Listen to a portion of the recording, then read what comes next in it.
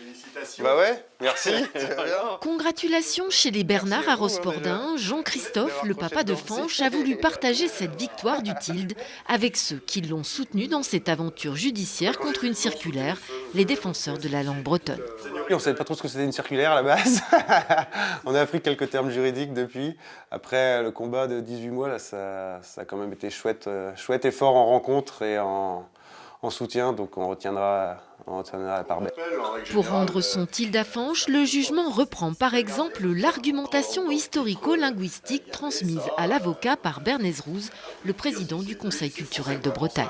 Je me rappelais que dans les écrits anciens que j'avais étudiés en fac, il y avait des tildés régulièrement, enfin ça faisait partie de la langue française, donc je suis allé fouiller un petit peu pour voir si c'était vrai. Et évidemment, sur l'édit de Villers-Cotterêts, il y en a deux là où ils disent que la langue française va être obligatoire pour les tribunaux. C'est une victoire symbolique, mais ça montre qu'il ne faut pas subir l'arbitraire de l'administration, en l'occurrence, et qu'il faut défendre ses droits.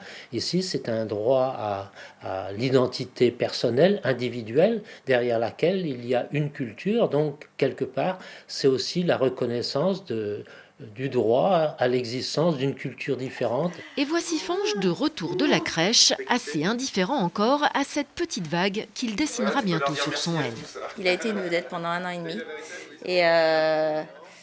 Et là, ça va être repos pour tout le monde, donc tant mieux. On revient dans l'anonymat. Ce qui me ferait encore plus plaisir, c'est que ça fasse jurisprudence pour un petit Fanche qui naîtrait à Quimper ou à Carhaix ce soir ou demain. Ça serait génial.